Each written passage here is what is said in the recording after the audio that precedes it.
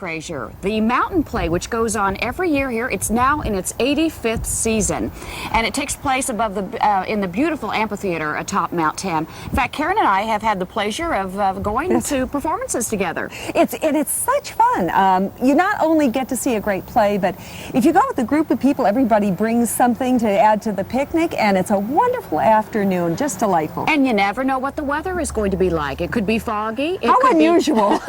It could drizzle. One year when we were up there, they were actually going around with water bottles, spraying people. It was so hot. But this segment that we're going to bring you was actually shot during a performance of The King and I. This year, they're doing Hello, Dolly. But we thought we would bring this to you so you really get a flavor for the true mountain play experience. 2,000 feet above the bay and tucked away on Mount Tamalpais in Marin County is the Cushing Memorial Amphitheater, site of the annual mountain play. Each year, people arrive by the busloads or hike up the mountain to take their seat in what's been called the Theater in the Sky, with its glorious backdrop of San Francisco and the bay. Now running for 74 years, the mountain plays have ranged from Indian legends and Shakespeare to lavish musicals. This year's production is the popular Rodgers and Hammerstein's The King and I. Getting to know you, getting to feel free and easy. When I'm with you, getting to know what to say. The mountain play has had its ups and downs, but the last 10 years have been especially successful, largely due to one woman, executive producer Marilyn Smith, who took over in 1977.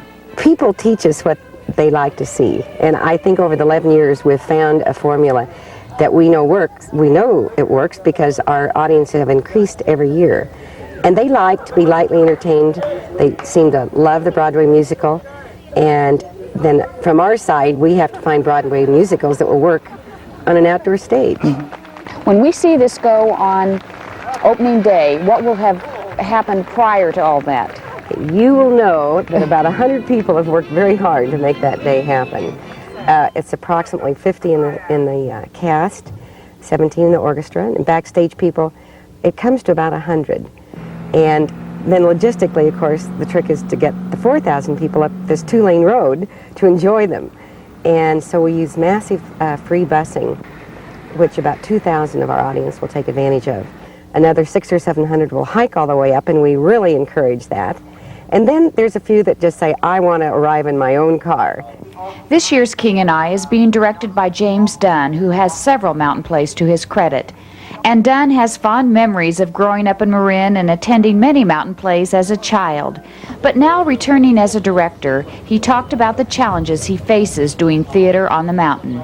It's a different kind of theater. First of all, it's outdoors, so there are no lights. You have the natural light. And it's very large. As you can see here in this amphitheater, the audience goes from over here and just swings around and is up a couple of 100 feet to the top.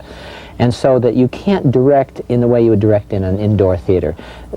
Subtlety is, I don't want to say subtlety is out, but everything has to be large. Gestures have to be large, facial expressions have to be large. We don't worry about vocals because we are mic'd and the sound is amplified.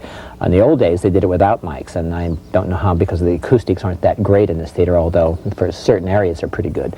But on the whole, you know, with the miking now, we don't have to worry about that. But still, you have to fill the stage. There has to be a sweep and a scope that you just can't have in an indoor proscenium-style theater. The fact that the plays have to be adapted for the mountain setting also poses problems for the set designer. This year, Ken Rowland took on the challenge and handled it beautifully.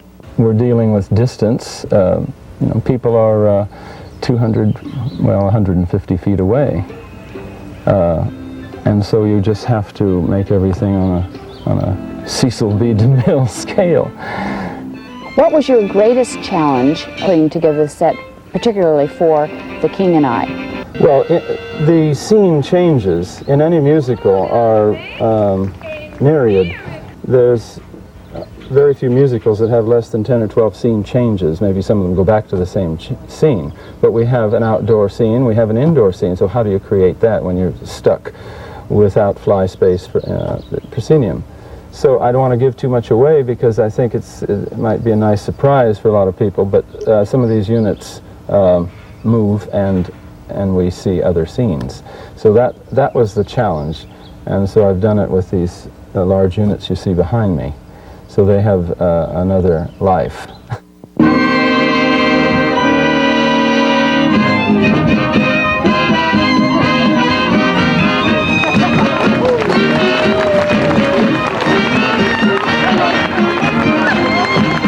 The actors also have to make the transition to the large amphitheater. John McDill, who plays the King of Siam, is a veteran at doing this. McDill has been the leading man in several mountain productions and is always a favorite with the crowd. Why do you come back every year? I think it's the joy and the quality of the shows. The first one I was involved in was Annie Get Your Gun. And that show, I believe we had one single microphone just stuck down in the dirt. And it's grown now, as people know, through the years to we have a sound system by McCune Sound in San Francisco. It's a big thing now, and that sort of thing, the professional quality of it, it's grown to people come up for picnics and to enjoy the sun, but there is a professional play going on here.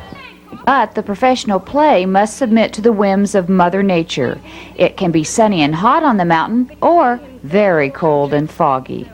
The heat can be just amazing up here. During Fiddler, the heat was incredible, and here were all these people in, Russian peasant costumes, wools and coats and furs for the Russian winter and this sort of thing, and that is murder on the actors out here. Out on the stage, the heat on the stage platform itself can be murderous because the sun goes this way, and by mid-afternoon, the sun is right up there blazing right down on the stage, and so that's been tough.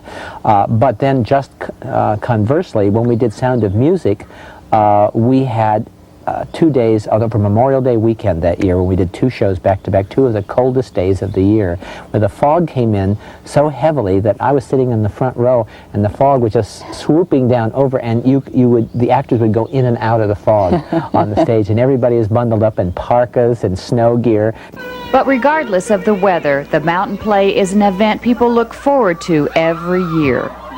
Well, we've been coming for about 7 years, and I guess I like seeing each time they do a musical and being down in this beautiful setting.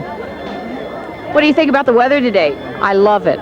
I think it's much better than sitting in the hot sun blazing down. I think the actors are tremendous, the costumes and the sets, and just coming up here on the mountain is such a great experience. What do you like about the mountain play? Oh, the outdoors and watching my granddaughter in the show. Well, I like the mountain play because it's on Mount Tam, so there's lots of trees, and they have good choices of shows, and they have lots of good food and stuff. So I just like coming to the mountain play because it's a lot of fun. I like the whole thing. Well, I think it's a marvelous institution. I'm glad it's here, and it's probably going to go on forever. And it very well may run forever because the play casts a magical spell over Mount Tamalpais that people will long remember and savor until next year when they return to what's considered Marin's hidden treasure.